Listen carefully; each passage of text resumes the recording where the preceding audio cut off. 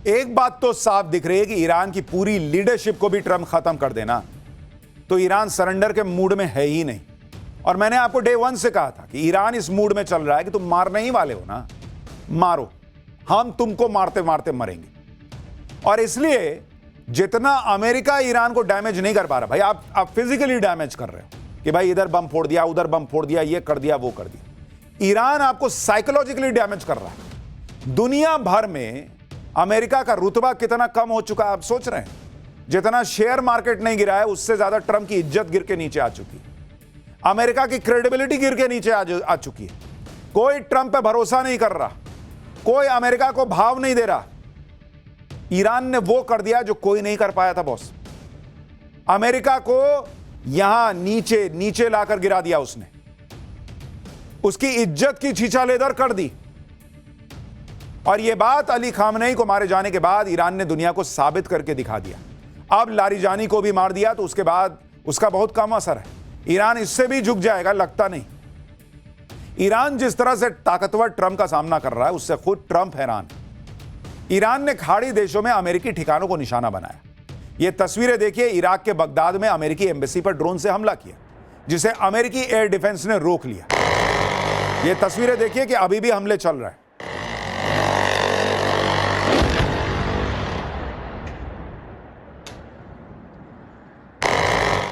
Baghdad में Iran ने कई ड्रोन से हमला किया जिसे रोकने के लिए अमेरिकी सीरैम सिस्टम को एक्टिव करना पड़ा, यानी काउंटर रॉकेट आर्टिलरी और motor system.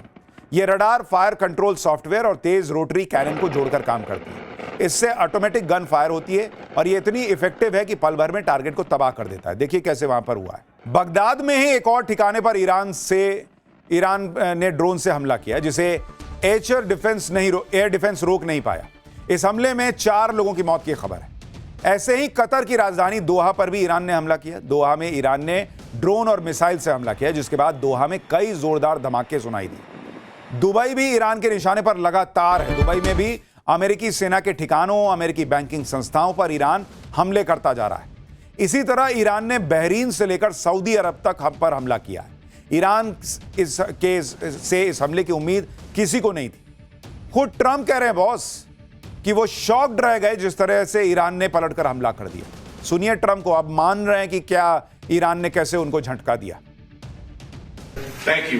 You were talking about Iran a couple times today and what they did after Epic Fury began. You said they hit Qatar, Saudi Arabia, UAE, Bahrain, Kuwait. Nobody expected that. We were shocked.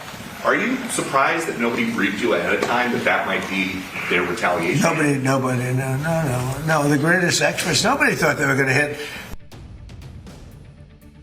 आप देख रहे हैं Trump आज इतने दिन के युद्ध के बाद मान रहे हैं कि किसी ने सोचा नहीं था कि ईरान पलट के ऐसा मारेगा। और यही बात हमने आपको पाठशाला में डे 1 कही थी। ये आदमी घुस तो गया, इनका देश घुस तो गया, लेकिन ये इतने एरोगेंस में थे कि इनके पास कोई प्लान बी था ही नहीं, क्योंकि इन्होंने सोचा ही नहीं था कि ईरान ऐसे पलट के मार सकता है। ये तो माने बैठे थे कि हम जाएंगे, खामनेई को मारेंगे, 3 दिन में सब लपेट के निकल लेंगे। ईरान के खिलाफ युद्ध शुरू करके ट्रंप कैसे फंस गए ये उनकी बातों से पता चल रहा है। ट्रंप कभी कहते हैं कि ईरान को तबाह कर दिया, कभी कहते हैं कि ईरान के खिलाफ किसी की मदद की जरूरत नहीं है, फिर कहते हैं कि ईरान युद्ध में बाकी के देश हमारी मदद क्यों नहीं कर रहे, कभी कहते हैं कि हम तो युद्ध जीत चुके हैं, फिर कहते हैं कि युद्ध कब खत्म होगा ये पता नहीं, कभी ईरान को गाली देने लगते हैं कि अब ईरान की खैर नहीं, अब कह रहे हैं कि ईरान के लोग तो स्मार्ट होते हैं, उनका IQ लेवल बहुत ज्यादा होता है। भाई डोनाल्ड ट्रंप को दवा की जरूरत है, मैं आपको बता रहा हूं, किसी डॉक्टर को दिखाएं। इनका तार का कनेक्शन छूट रहा है, मुझे लग रहा है। सटता है तो कुछ बोलते हैं, छूटता है तो कुछ बोलते हैं। अब देखिए कैसे ईरान की तारीफ कर रहे हैं, आपको खुद लगेगा कि क्या आदमी है बॉस ये। And I'm dealing with very smart players. These are smart people. They don't get there. You know, when you deal with some of these people, you're dealing with high level intellect, very high IQ people. These are not Jasmine Crockett and her group. These are smart people. These are really smart people, and violent people, and vicious people, and some very nice people. अब आप सोचिए कि Iran की इतनी तारीफ कि बहुत high IQ वाले लोग हैं, बहुत शातिर लोग हैं, बड़े बड़े एक्सपर्ट ने नहीं सोचा था कि ये हमला कर देंगे पलट के। आज इतने दिन बाद ट्रंप की हनक कम क्यों हो गई? सनक तो कम नहीं हो रही, लेकिन हनक कम हो गई है। भाई साहब थोड़ा लेवल पर आकर ईरान की तारीफ कर रहे हैं। क्यों सोचें? ताकि वो दुनिया को यह बता सकें कि अमेरिका जो है ना वो ऐसे ही नहीं फंसा है, सामने वाला बड़ा इतना इंटेलेक्ट और इतना कमाल का निकल गया कि ऐसी टक्कर हो गई। मतलब अपनी बेइज्जती को छुपाने के लिए वो ईरान की तारीफ कर रहे हैं। ये मत सोचिए कि उनका दिल बदल गया है। वो दुनिया को यह बताना चाहते हैं कि अमेरिका इतना मार इसलिए खा रहा है क्योंकि सामने वाला कमाल का है। अपनी बेइज्जती छुपाने के लिए वो ईरान की तारीफ कर रहे हैं, वरना इस आदमी के मुंह से तारीफ निकले। दुनिया को घुमाइएगा, हमको ना घुमाइए, हमको सब आपका पैतरा समझ में आता है। ईरान पर हमला करके ट्रंप अमेरिका में भी गिर गए। वहां उनके ईरान वॉर को बहुत कम सपोर्ट मिल रहा है। वहां सबको लग रहा है कि ट्रंप ने युद्ध में फंसा दिया है। अब तो ट्रंप की टीम में फूट पड़ गई है, ट्रंप की टीम से इस्तीफे होने लगे। ईरान पर हमला करने के फैसले के विरोध में अमेरिका में आवाजें उठने लगी हैं। डोनाल्ड ट्रंप के मनमाने फैसलों से उनकी ही टीम के लोग परेशान हैं। आप देखिए कि अमेरिका के नेशनल काउंटर टेररिज्म सेंटर के डायरेक्टर जो केंट ने इस्तीफा दे दिया। जो केंट ने कहा कि वो ईरान में चल रहे युद्ध का समर्थन नहीं कर सकते। ईरान से अमेरिका को कोई तत्काल खतरा था ही नहीं। अब यह साफ है कि हमने ये युद्ध इजराइल और उसके पावरफुल अमेरिकी समर्थकों के दबाव में शुरू किया है। अब समय आ गया है कि आप यानी ट्रंप ये सोचें कि हम ईरान में कर क्या रहे हैं और किसके लिए कर रहे हैं। यानी ट्रंप की टीम में बड़े बड़े ओहदों पे बैठे हुए लोग इस्तीफा दे रहे हैं, खुलकर ट्रंप को एक्सपोज कर रहे हैं कि झूठे घुस गए यार तुम युद्ध में और सबको फंसा दिया। ईरान के खिलाफ युद्ध की जरूरत थी नहीं, ये ट्रंप के लोग कह रहे हैं और ट्रंप को नसीहत दे रहे हैं कि भाई अभी भी युद्ध रोक दो, निकल आओ। लेकिन ट्रंप तो ट्रंप है बॉस। अब कह रहे हैं कि उन्होंने अमेरिका के एक पूर्व राष्ट्रपति से बात की। पूर्व राष्ट्रपति ने कहा कि जो काम वो नहीं कर पाए वो काम ट्रंप ने कर दिया। सुनिए ट्रंप को। I've spoken to a certain president who I like, actually, a past president, former president. He said, I wish I did it. I wish I did, but they didn't do it. I'm doing it. Yeah. Which president? I can't tell you that. I don't want to embarrass him. It would be very bad for his career, even though he's got no career left. कह रहे हैं कि मैं नाम नहीं बताना चाहता, उसको शर्मिंदा नहीं करना चाहता। भर दुनिया को खुले में बेइज्जत करने वाला आदमी, इनको चिंता हो रही है कि किसी की को शर्मिंदगी झेलनी पड़ जाएगी अगर ये नाम बता देंगे। सीधा बोलिए ना भाई कि स्टोरी बना रहा है। ईरान युद्ध को लेकर अपनी तारीफ खुद ही करने वाले ट्रंप के इस बयान को लेकर लोग कह रहे हैं कि अमेरिका में 4 ही तो पूर्व राष्ट्रपति अभी जिंदा हैं और इनमें से सबने मना कर दिया कि उनकी ईरान वॉर को लेकर ट्रंप से हाल फिलहाल में कोई बात ही नहीं हुई। लोग कह रहे हैं कि क्या ट्रंप ने खुद से ही बात कर ली और कह दिया कि पूर्व राष्ट्रपति ने उनसे बात करके कहा कि ट्रंप ने ईरान युद्ध करके बहुत अच्छा किया है। ट्रंप की एक बात जो है ना वो बड़ी निराली है। वो 1 मिनट में अपने बयान बदल देते हैं। 1 मिनट ऐसे झाड़ देते हैं कि उनको कोई फर्क नहीं पड़ता। पब्लिक कहेगी झूठा झूठा झूठा, लो झाड़ दिया। ईरान का कोई इलाज ट्रंप को समझ में नहीं आ रहा है क्योंकि ईरान भी रुक नहीं रहा। ईरान ने अमेरिका और इजराइल को नई धमकी दी। ईरान ने क्लियर कट कर दिया कि हमारे हमलों का नया दौर तो अब शुरू हुआ है। अब अमेरिका और इजराइल पर खतरनाक हमले किए जाएंगे। ईरान इन हमलों के लिए वो हथियार निकाल रहा है जिनका इस्तेमाल उसने अभी तक नहीं किया था। मिडिल ईस्ट में अमेरिकी आर्मी के ठिकानों और इजराइल तक हमला करने वाली मिसाइलें ईरान के पास हैं। इनमें डांसिंग मिसाइल सेजिल भी शामिल है जिसे इजराइल और अमेरिका का एयर डिफेंस सिस्टम पकड़ नहीं पाता है। यानी ईरान भी झुकने को तैयार नहीं। लेकिन बॉस डोनाल्ड ट्रंप को जितना सनकना है सन के, उनके यहां महंगाई बढ़ रही है, बढ़ाएं। हमारी बस एक रिक्वेस्ट, आपके चक्कर में हम लोग फंस गए बॉस। पूरी दुनिया फंस गई है बॉस। मिडिल ईस्ट में भाई भारतीय भी फंस गए और वहां के लोग भी फंस गए जिनका ना लेना एक ना देना दो। तो कहीं आप कोने में अपनी अकेले की लड़ाई लड़ रहे होते ना तो हमको फर्क नहीं पड़ता था। जाओ आपस में मरो मिटो, जो करना है करो। आपने पूरी दुनिया को फंसा दिया है बॉस। पूरी दुनिया में त्राहिमाम बढ़ता चला जाएगा, महंगाई बढ़ती चली जाएगी, समस्याएं बढ़ती चली जाएंगी अगर ये युद्ध जल्दी नहीं रुका और उसके आसार कम लग रहे हैं। खैर, अब थोड़ा सियासी युद्ध की बात करते हैं। पाठशाला में अगला चैप्टर, बंगाल चुनाव आ गया बॉस। पहले एसआईआर, अब अधिकारियों का ट्रांसफर। बंगाल चुनाव के पहले वो नया झटका जिससे ममता बौखला गई है क्या? ममता बनर्जी के मंदिर और अब सिलेंडर वाले मुद्दे से बदल जाएगा बंगाल चुनाव क्या? बीजेपी का प्लान क्या है? बीजेपी की एक लिस्ट वर्सेस ममता के कैंडिडेट्स की कंप्लीट लिस्ट। किसकी लिस्ट में बंगाल जीतने का फॉर्मूला दिख रहा है, अब इसके बारे में आपको बताता हूं।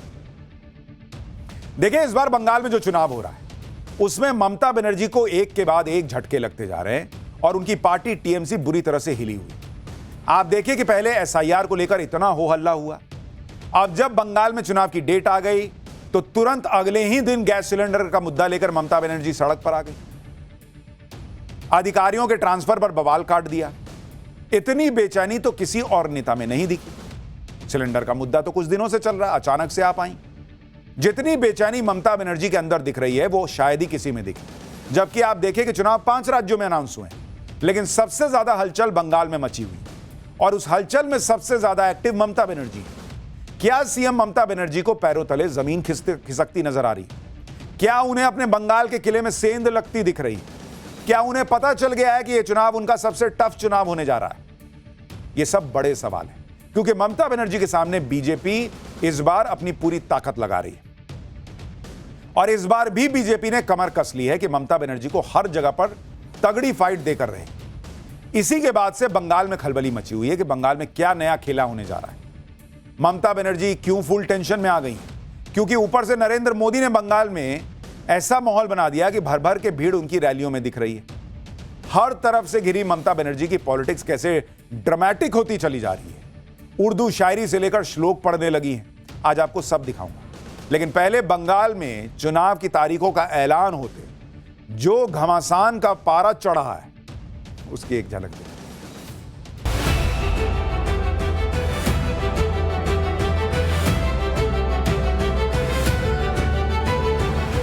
जो हमसे टुकराएगा, जो हमसे टुकराएगा,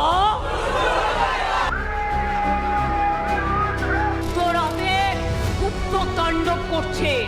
साल फारसी को तमन्ना, साल फारसी को तमन्ना आज हमारा दिल में है। देखते हैं जोर किसका, बाजुए का दिल में है।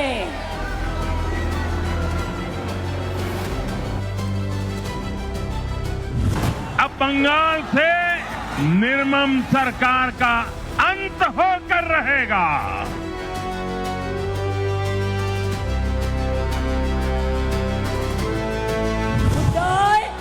लाख बुरा चाहे तो क्या होता है, वही होता है जो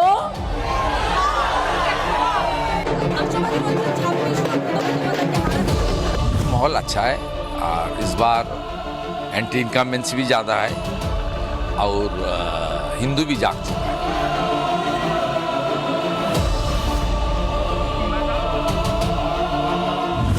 में आएंगे बीजेपी विदाई लेंगे।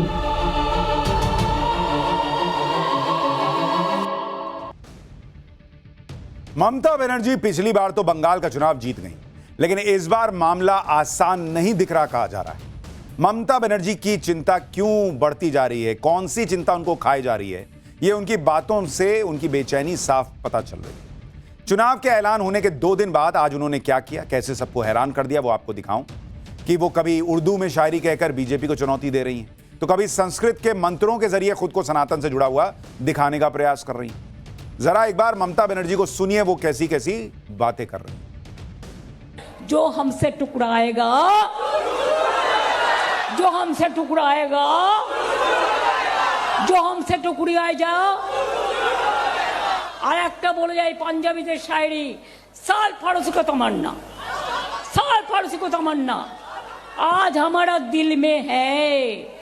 देखते हैं जोर किसका, बाजुए का दिल में है।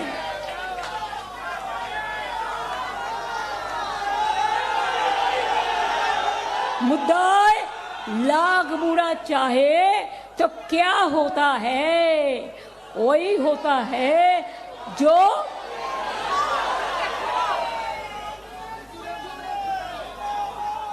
क्या है बोलिए, जो मंजूरे खुदा होता है।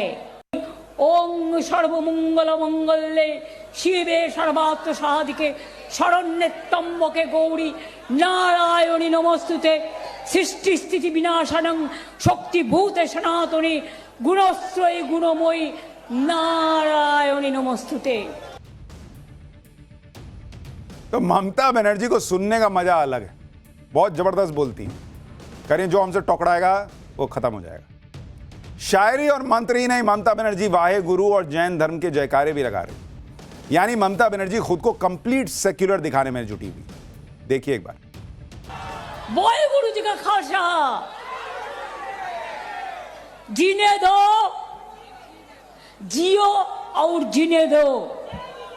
जय जिनेंद्र, जय जिनेंद्र, जय जिनेंद्र। ममता बनर्जी हर दिन नए ड्रामेटिक अंदाज में सामने आ रही। आप देखिए कि जिस दिन चुनाव की तारीख का ऐलान हुआ था उसके अगले दिन वो अधिकारियों के ट्रांसफर के मुद्दे पर भड़क गई। फिर अचानक गैस सिलेंडर के मुद्दे पर सड़क पर आ गई। इसके बीच एसआईआर के मुद्दे पर वो लगातार बोल रही। यानी कोई मुद्दा ममता बनर्जी छोड़ना नहीं चाहती। ममता शायद समझ चुकी हैं कि इस बार बंगाल में बीजेपी के साथ ये लड़ाई आर पार की लड़ाई हो सकती है। इसलिए चुनाव की तारीखों का ऐलान होने के बाद हुए ताबड़तोड़ तबादलों से वो बुरी तरह भड़की हुई। ममता बनर्जी का गुस्सा इस बात पर है कि जैसे ही बंगाल में चुनाव का ऐलान हुआ वैसे ही 24 घंटे के भीतर बंगाल में कई अधिकारियों के ट्रांसफर हो गए। बंगाल में ताबड़तोड़ तबादलों से हड़कंप इसलिए मच गया क्योंकि चुनाव आयोग ने उन अधिकारियों के तबादले किए जिन्हें सीधे सीएम ममता बनर्जी आदेश देती थी, ये कहा जाता था। ये बंगाल के टॉप लेवल ऑफिसर थे। इसलिए फैसले से भड़की ममता बनर्जी ने चुनाव आयोग को चिट्ठी लिख दी। मुख्य चुनाव आयुक्त ज्ञानेश कुमार को भेजी चिट्ठी में ममता बनर्जी ने लिखा कि वो चुनाव आयोग की तरफ से 15 मार्च और 16 मार्च को जारी किए गए आदेशों को लेकर लिखने के लिए विवश हैं, जिनमें राज्य प्रशासन के कई वरिष्ठ अधिकारियों के ट्रांसफर और एक तरफा नियुक्ति का निर्देश दिया गया है। इन निर्देशों में chief secretary, home secretary, DGP, DIG और कई दूसरे वरिष्ठ अधिकारियों को बदलने का आदेश शामिल है। इस तरह के तबादले बिना किसी ठोस कारण और चुनावों के संचालन के संबंध में किसी भी उल्लंघन या चूक के आरोप के बिना किए जा रहे हैं। जबकि परंपरा रही है कि चुनाव आयोग राज्य सरकार से 3 अधिकारियों का पैनल देने की रिक्वेस्ट करता था, जिसमें से वो किसी एक अधिकारी की नियुक्ति करता था। इसके साथ ही ममता बनर्जी ने चुनाव आयोग पर बीजेपी के इशारे पर खेला करने का भी आरोप लगाया और चुनौती दी कि चुनाव आयोग को खुलकर बीजेपी के लिए प्रचार करने उतर जाना चाहिए। हमारा चीफ सेक्रेटरी को हटा दिया, हमारा होम सेक्रेटरी को हटा दिया, हमारा और एसपी को हटा दिया, कमिश्नरेट को हटा दिया, और जिसको हटाया वो भी नॉन बंगाली है और बंगाली भी है। दोनों को ही वो अटैक किया। एक ठीक नहीं है। इसमें काबिल हो जाता है कि बीजेपी लड़ने नहीं सकता। वो एजेंसी को काम पे लगा के उसके ऊपर निर्भर करके वोट लूट करते हैं, बोलते झूठ करते लोग। हम इसको केयर नहीं करते हैं। अगर कोई क्षमता है तो सामना सामनी लड़ने बोलो। अधिकारियों के तबादलों के साथ ही ममता बनर्जी ने एलपीजी के मुद्दे पर भी गदर काट दिया, सड़कों पर उतर आए। एलपीजी के क्राइसिस के मुद्दे पर हजारों टीएमसी कार्यकर्ताओं को लेकर ममता बनर्जी ने कोलकाता के कॉलेज स्क्वायर से डोरीना क्रॉसिंग तक प्रोटेस्ट मार्च किया। ममता बनर्जी गैस सिलेंडर के मुद्दे पर मोदी सरकार को घेर रही हैं, कह रही हैं कि एलपीजी सप्लाई सुनिश्चित करने में सरकार फेल हो गई। इस सब के बीच आज बंगाल विधानसभा चुनाव के लिए ममता बनर्जी ने एक ही झटके में टीएमसी से के सभी कैंडिडेट्स की लिस्ट जारी कर दी। ममता बनर्जी ने 294 में से 191 सीटों पर कैंडिडेट्स के नाम का ऐलान किया। दार्जिलिंग की 3 विधानसभा सीटें टीएमसी ने अपनी सहयोगी बीजीपीएम यानी भारतीय गोरखा प्रजातांत्रिक मोर्चा के लिए छोड़ी है। ममता बनर्जी ने इस बार सेलिब्रिटी चेहरों से दूरी बनाई है, मतलब 294 में से 291 का नाम ऐलान किया टीएमसी का और 3 दूसरे को दिया। 2021 के चुनाव में जहां टीएमसी ने 15 सेलिब्रिटीज को टिकट दिया था, इस बार सिर्फ 2 सेलिब्रिटीज को कैंडिडेट बनाया। टीएमसी ने 52 महिलाओं को टिकट दिया है। एससी एसटी कैटेगरी से 95 लोगों को टिकट दिया गया है, जिनमें 78 शेड्यूल कास्ट कैंडिडेट हैं। टीएमसी ने 47 मुस्लिम कैंडिडेट्स को भी टिकट दिया। ममता बनर्जी ने इस बार बड़े चेहरों के टिकट काट दिए हैं। 74 मौजूदा विधायकों के नाम लिस्ट में शामिल नहीं। ममता बनर्जी ने दावा किया है कि 4 मई को बीजेपी की बंगाल से विदाई तय है। जो टारगेट किया है, हम भी इसको चैलेंज करके मुंह पे जवाब देने के लिए तैयार हैं। 4 में आएंगे, बीजेपी विदाई लेंगे। मैंने तो सुना इलेक्शन का बाद में वो डिलिमिटेशन भी करेगा, लेकिन वो डिलिमिटेशन करेगा पहले पब्लिक उसको डिलीट कर देगा। टीएमसी की लिस्ट में बड़े चेहरों पर नजर डालें तो ममता बनर्जी भवानीपुर सीट से चुनाव लड़ेंगी। ममता बनर्जी के करीबी और कोलकाता के मेयर फिरहाद हाकिम कोलकाता पोर्ट से कैंडिडेट होंगे। टीएमसी के राज्यसभा सांसद कुणाल घोष को बेलघाटा सीट से टिकट दिया गया है। भगवान राम पर विवादित बयान देने के लिए चर्चा में रह चुके मदन मित्रा को कमरहाटी सीट से कैंडिडेट बनाया गया। वहीं बीजेपी इस बार बंगाल चुनाव की हर लड़ाई में खुद को ममता बनर्जी से एक कदम आगे दिखाने में जुटी। ममता बनर्जी ने जहां आज अपने कैंडिडेट्स की लिस्ट जारी की, बीजेपी ने इसकी शुरुआत एक दिन पहले कर दी। बीजेपी भी 144 कैंडिडेट की पहली लिस्ट जारी कर चुकी है, जिसमें शुवेंदु अधिकारी उसी भवानीपुर के कैंडिडेट हैं जहां से ममता बनर्जी लड़ रही है। इसके अलावा वो नंदीग्राम सीट से भी चुनाव लड़ेंगे। अग्निमित्रा पॉल आसनसोल साउथ से चुनाव लड़ेंगी। अशोक डिंडा मोयना से मैदान में होंगे। सिलीगुड़ी सीट से शंकर घोष को चुनाव के लिए उतारा गया है। भाटपारा से पूर्व बीजेपी सांसद अर्जुन सिंह के बेटे पवन सिंह को टिकट दिया गया है। पिछले चुनाव में बीजेपी ने ममता बनर्जी को जोर का झटका दिया था, क्योंकि अचानक वो 3 से 77 सीट पे चली गई थी, लेकिन ममता बनर्जी का किला नहीं गिरा पाई थी। ममता बनर्जी हालांकि अपनी सीट भी नहीं बचा पाई थी नंदीग्राम। इस बार भी बीजेपी ममता बनर्जी को टफ फाइट देने के लिए तैयार है और सीधा ममता बनर्जी के गढ़ में जाकर चुनौती दे रही, क्योंकि आप देखिए कि भवानीपुर की सीट पर जहां से ममता बनर्जी विधायक हैं, वहां पर बीजेपी ने अपने सबसे बड़े चेहरे शुवेंदु अधिकारी को उतार दिया। उधर ममता बनर्जी ने ऐलान कर दिया कि वो भवानीपुर की सीट से ही चुनाव लड़ेंगी, यानी भवानीपुर में ममता वर्सेस शुवेंदु का महामुकाबला तय।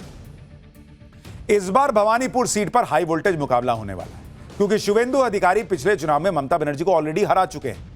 साल 2021 में हुए चुनाव में शुवेंदु अधिकारी ने ममता बनर्जी को नंदीग्राम की सीट पर हराया था। शुवेंदु अधिकारी ने यह चुनाव 1956 वोट से जीता था। इस चुनाव में शुवेंदु अधिकारी को 1,10,764 वोट मिले थे, जबकि ममता बनर्जी को 1,08,008 वोट। शुवेंदु अधिकारी ने 2016 में भी नंदीग्राम सीट पर चुनाव जीता था, हालांकि उस समय वो टीएमसी में हुआ करते थे। पिछले चुनाव में नंदीग्राम चुनाव में हार के बाद ममता बनर्जी को सीएम बने रहने के लिए भवानीपुर सीट से उपचुनाव लड़ना पड़ा था। टीएमसी विधायक सोमदेव चटर्जी ने भवानीपुर सीट ममता बनर्जी के लिए छोड़ दी थी। 2021 में भवानीपुर सीट पर हुए उपचुनाव में ममता बनर्जी को 85,263 वोट मिले थे, जबकि बीजेपी की कैंडिडेट प्रियंका टिब्रेवाल को 26,428, यानी ममता बनर्जी उपचुनाव में 58,000 से ज्यादा वोटों से जीत गई। जो पार्टी का लड़ाई है वो जारी रहेगा और भवानीपुर में हम ज्यादा से ज्यादा वोट लेके जीतेंगे, इसी के लिए कि हमारा खाली भवानीपुर नहीं है, हमारा 294 कॉन्स्टिट्यूंसी है और भवानीपुर इसको लीड करती है। देखिए, इस बार बंगाल में परिवर्तन का लहर है।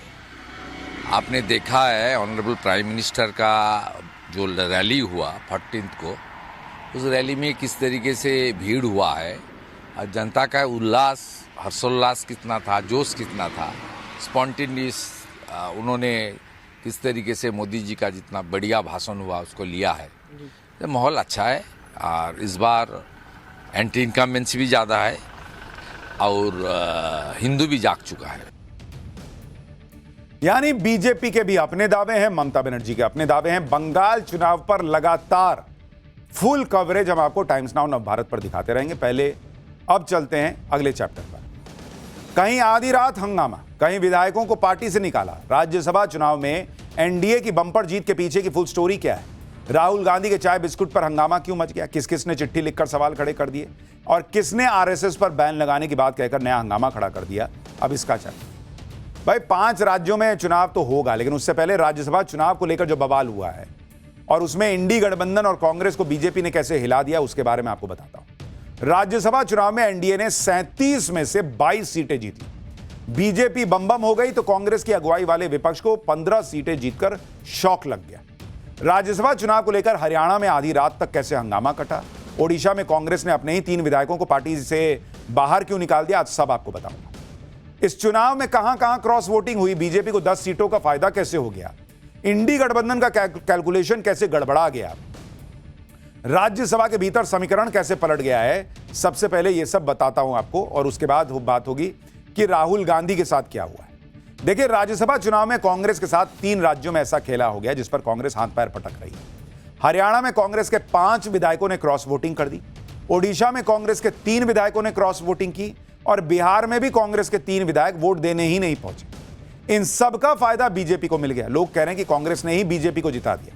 कांग्रेस ने बीजेपी पर हॉर्स ट्रेडिंग का आरोप लगाया तो बिहार के डिप्टी सीएम ने इंडी गठबंधन के मजे ले लिए।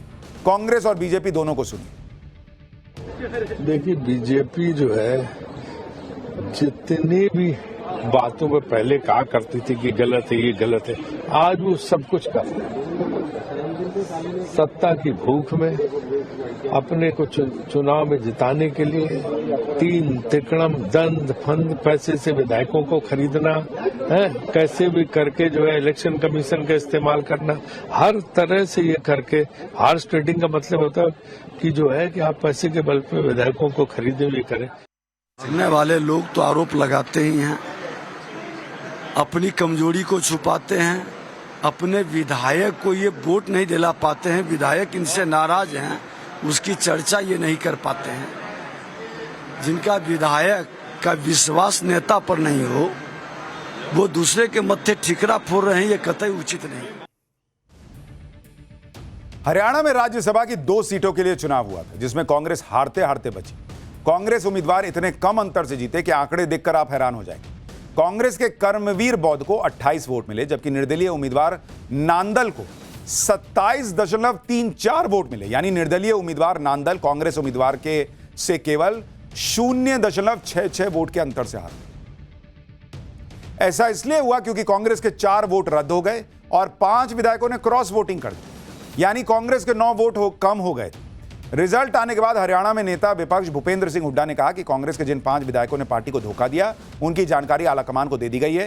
हुड्डा ने उन विधायकों का नाम तो जाहिर नहीं किया, लेकिन कहा कि जल्दी ही पार्टी उन पर एक्शन लेगी। यानी बहुत सारा खेला हुआ है। उधर राहुल गांधी जो संसद की सीढ़ियों पर बैठ के चाय बिस्किट खा रहे थे, उसको लेकर कई लोगों ने चिट्ठी लिख दी कि ये क्या आचरण है। और अब हमारा स्पेशल सेगमेंट सोचा है कभी, वो सवाल जो दिमाग की बत्ती जला दी। सबके फोन में एसएमएस तो आता ही, लेकिन क्या आपने सोचा है कभी कि वो कौन सा एसएमएस है जो अगर आपने मोबाइल पर पहचान लिया तो लाखों रुपए बच जाएंगे? दरअसल कुछ एसएमएस ऐसे होते हैं जिनमें खास कोड भी होता है। अगर आप इसको पहचान पाते हैं तो आपकी बहुत बचत हो सकती है, क्योंकि सारा खेल ही मैसेज के लास्ट में लगे कोड का होता है। और इसलिए आपको पता रहना चाहिए कि कौन सा मैसेज किसने भेजा है। दरअसल जब भी कोई टेक्स्ट मैसेज आता है तो उसके लास्ट में कुछ अल्फाबेट लिखे होते हैं, जैसे P, S, T और G। ये अल्फाबेट मैसेज के लास्ट में लिखे होते हैं। ये सिर्फ अल्फाबेट नहीं है, बल्कि telecom regulatory authority of India के बनाए हुए कोड है। ट्राई ने टेक्स्ट मैसेज को 4 कैटेगरी में बांटा हुआ है, जिससे ग्राहकों की सेफ्टी और सिक्योरिटी बनी रहे। मैसेज टाइटल के लास्ट में इन अल्फाबेट का अलग अलग मतलब होता है। जैसे अगर मैसेज के लास्ट में S लिखा है तो इसका मतलब है कि वो सर्विस मैसेज होता है। जैसे अमेजन, फ्लिपकार्ट, स्विगी, जोमेटो का मैसेज आएगा तो उसके लास्ट में S लिखा रहेगा। अगर मैसेज हेडर के लास्ट में P लिखा है तो इसका मतलब होता है ये प्रमोशनल मैसेज है, जैसे लोन के लिए मैसेज आया है, किसी कंपनी के प्रचार का मैसेज। किसी तरह से के मैसेज में अगर T लिखा है लास्ट में तो इसका मतलब है ये ट्रांजैक्शन मैसेज है। जो बैंकों की लेन देन वाले मैसेज होते हैं उसमें लास्ट में T लिखा रहता है। और अगर मैसेज के टाइटल के लास्ट में G लिखा है तो इसका मतलब होता है ये सरकार की तरफ से आया हुआ मैसेज है, यानी गवर्नमेंट का मैसेज है। यानी इस तरह के मैसेज को गंभीरता से लेना चाहिए। इसमें भूकंप, तूफान का अलर्ट हो सकता है, सरकारी योजनाओं की जानकारी हो सकती है।